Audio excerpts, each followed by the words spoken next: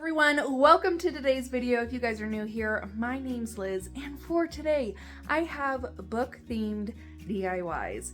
I have been collecting some books over the past 6 months or so. Something that's really been helping me through some depression, anxiety, and just overall hard life things are books and reading. And I wanted to transform this front room into a bit of a library slash sitting room, and I wanted some bookish decor to go along with it. So for today, I'm going to make several book DIYs and show you how you can spruce up your library or just add little pieces here and there to your bookshelves. So without further ado, let's go ahead and jump in.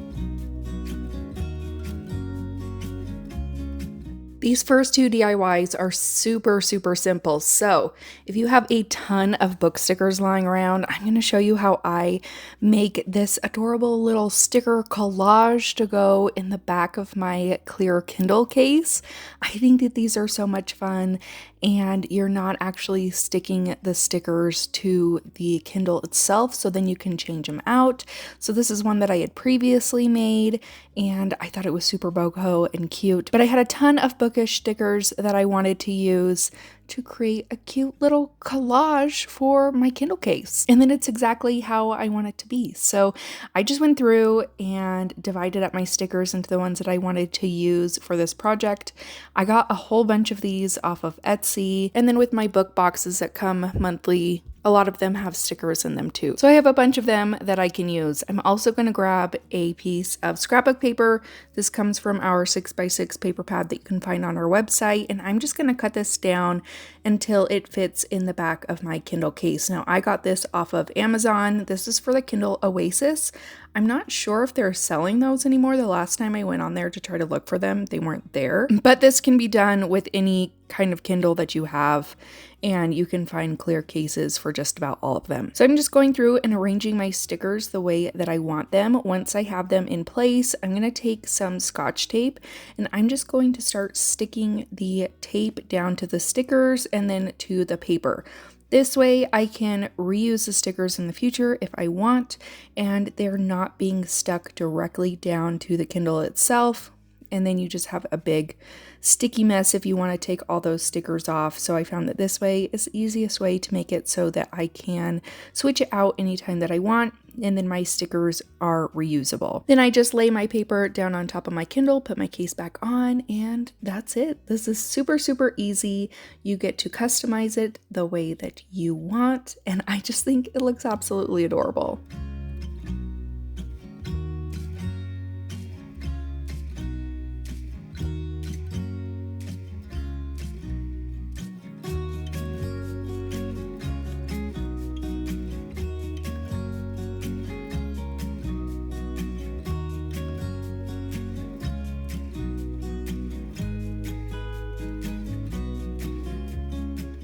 Now, I wanted to do another DIY with a whole bunch of stickers because I have so many of them. I have this glass frame piece that I bought from Joann's years ago, and I'm finally going to put it to use. So I grabbed this red spice color from Americana, and I'm going to paint the wood frame in that color. I did tape off the sides to the glass so that I didn't make a huge mess, and I could try to get everything nice and clean. I did go in with 2 coats of paint for this project.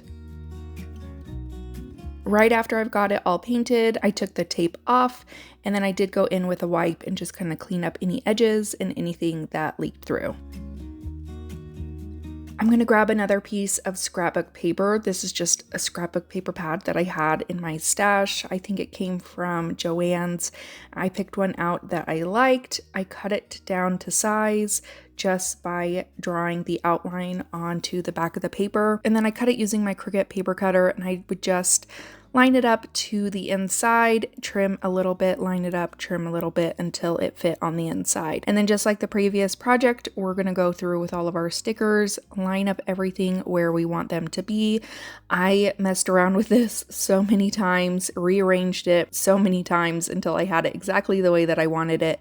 And then we're just going to follow that exact same thing with the other project. We're going to take some Scotch tape, put it on the back of our stickers, and then stick all of them down. Once I have them all down, I'm just going to push that paper into the back of my sign. And because there is nothing to hold this paper in there, I did just take some more tape and tape the paper to the frame. And that's it. Now I have this really cute little bookish sign full of some of my favorite bookish stickers.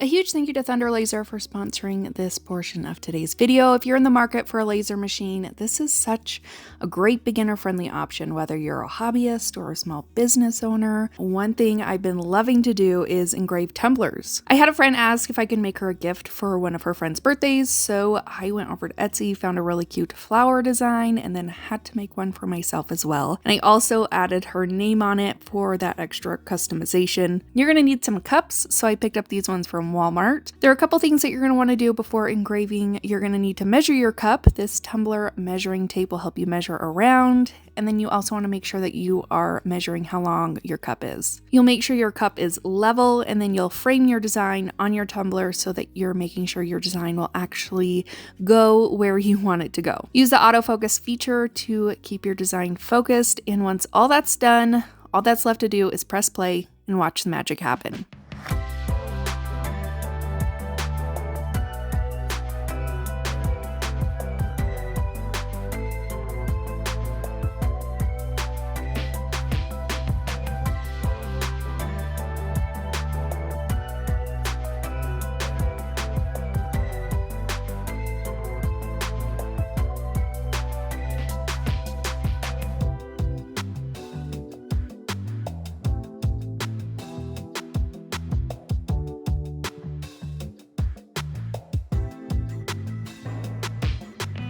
Once it's finished, you'll take it inside, give it a good wash. I used Dawn dish soap to get it all clean, and then I use a magic eraser to get that shine to come through, or another option is a degreaser that can also help with the shininess as well. And there you have it, the perfect gift and an extra one for me and my library. I think that this would be so much fun to take to a fair and be able to customize tumblers on the spot if you're looking to make a small business out of it, or like I said, if you're just a hobbyist, you can make so many gifts with these. I think that they're so much fun. I've been loving to turn my tumblers into beautiful pieces of art, so I'll have a link to Thunder Laser down below if you'd like to see more information. I also made a video several months back that goes into more detail and specs on the laser itself. Thanks again to Thunder Laser for sponsoring this portion of today's video. Let's go ahead and get back to our DIYs. For this DIY, I grabbed this acrylic book vase off of Amazon. I have been seeing people pick these up at Target for like $3, which is way cheaper than what I bought it for. So if you're going to do this project, I would definitely recommend checking out the Target dollar spot for these before purchasing them off of Amazon. So first thing I'm going to do is take off all of the writing using some pure acetone. If you just rub it over it, the letters do come off. Now I went through and created a file on Cricut Design Space to recreate one of my favorite books. I wanted a really pretty version of A Court of Thorns and Roses to be on this vase, and this just reminded me how much I dislike using Cricut vinyl because I found this really pretty Cricut vinyl that's textured and that shiny gold, and it's beautiful, but I very much dislike using Cricut vinyl. It's so hard to weed, and I have the hardest time getting it to stick to transfer tape, and it's a pain. So I haven't done any vinyl DIYs for a really long time, so you will have to excuse the not perfected placement of these. They were a little bit crooked, but once I stuck it down, I was stuck. So I just tried to line up all of the edges, the front, the spine, and then the back to make sure that they all at least semi-matched up. But it was really fun to design. It just took a lot of work. If you're going to recreate something like this, maybe don't do as an intricate of a design, or if you are really good at using vinyl, then go for it. I haven't used it in a really long time. It's beautiful, but it just kind of reminds me why I don't use it very much. But this is how this one turned out. Even with the struggle and how long it took me to do, I think this turned out beautiful. You can put some faux flowers in there. You could put some real flowers in there. But I just think it's an adorable piece, and I'm going to switch out the flowers per season.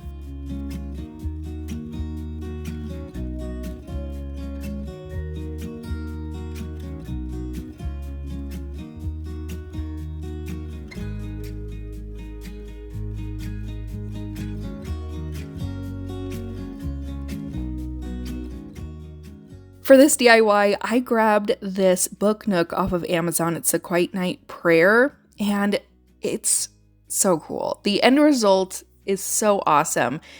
It was really difficult to put together, but overall, the end result was really fun. It did take me several days to do this, and to be fair, I believe on the boxes, it does say like the difficulty level of these kits. If you like my craft kits, I think that these would be really fun for you. It's kind of like a puzzle. You're just putting it all together. You are putting in lighting, and I just thought it was really fun. So the one complaint I do have is the instructions aren't always very clear, so that made it a little bit more difficult to put together. But like I said, the end result is really fun. It turned out really cool. I have several others that I've purchased off of Amazon that I want to do, and I just redid my book area. I went and bought a whole bunch of bookshelves from Target, the $40 ones. So they're pretty inexpensive, but I have a lot more room now so that I can actually put up the book nooks that I have. So I want to put together, I think I have another 3 of them that I can put together and put on my bookshelves. And I just think it's a really fun piece of decor to add to your library or your bookshelves. It's one thing that it's definitely been helping me get through my anxiety and depression, or just keep my mind off of it, has been reading. So that's why I chose this video to be book themed, because I've been loving books lately. So like I said, this is really fun to do if you have the patience for it and you go in knowing it's probably going to take you several days. Then by all means, I will link them down below so that you can check them out, because they are really fun. They just take a lot of work. But like I said, overall, this turned out really awesome. And I love the medieval vibe to go along with my fantasy books.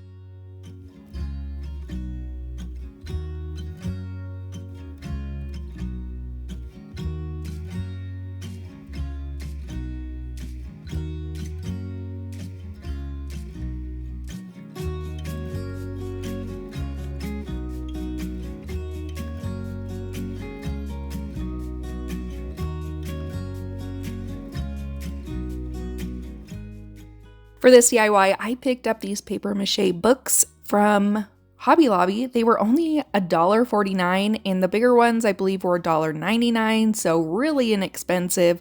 And now that I've done this DIY, the amount of ideas that I have for other uses for these books, or other ways that you could decorate them, let me know if you want to see more, because my mind is spinning with even more ideas for these paper maches. So again, I wanted to recreate one of my favorite book series that got me back into reading this last year, and that's A Court of Thorns and Roses by Sarah J. Maas. I love them so much, so I picked my 3 favorite out of that series, and I'm going to recreate the books to look like the paperbacks.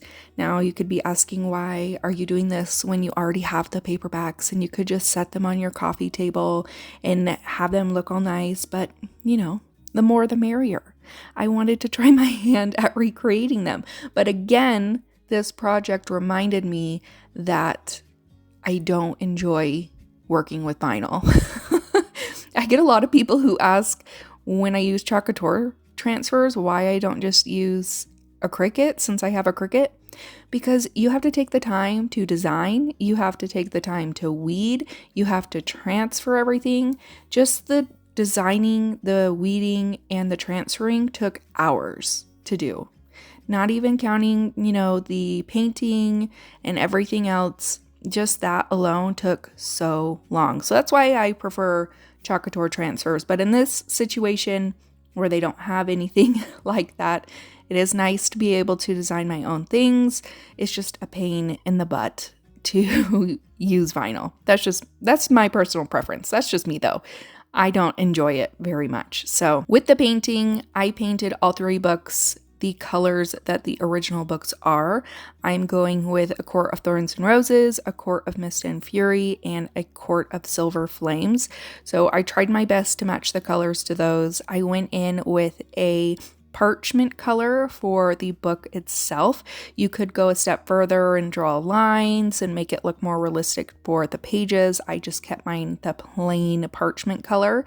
And then to get your vinyl to actually stick to this, because it's not going to just stick to the paint itself, I went through and added a coat of matte Mod Podge and let that completely dry overnight so that when I did transfer my design on there, the transfer tape isn't going to peel up the Mod Podge. And I went around the front, the back, and the spine of the cover with the Mod Podge. Now, like I said, I created these designs to match the designs on the book. I found some files off of Etsy, and then I went through with my own lettering and did some slicing to be able to line the words up correctly. And because I have not used vinyl in such a long time, the project's a little rough, but in the end, it looks fine from far away.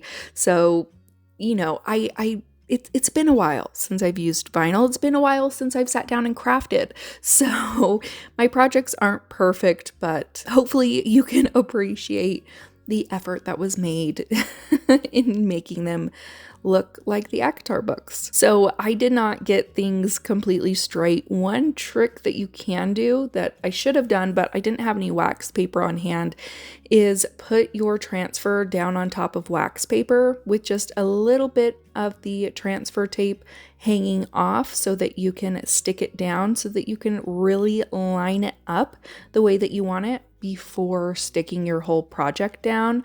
I've done this in the past. It works really well, especially when you're trying to get everything lined up just perfectly. So I just went and repeated all of these steps for all 3 books, put all of my vinyl down on the front. I did layering with the black design, the yellow words, and then the white author name at the bottom. And then I also put the name of the book on the spines. And that's all you have to do for these projects. All you have to do, but it does take a while. I make it sound so simple, but it was a difficult project. In the end, I think it turned out really well. I thought that it was really fun, and now you can store certain things in here. You could put bookmarks in here, which I think would be really cute. I want to be able to find a way to magnetize the lid to the box itself so that it stays down better. So I may have to look for some little magnets to try to do that. But overall, the project turned out really cute. I'm going to set these on my coffee table and display my favorite books that rekindled my love for reading.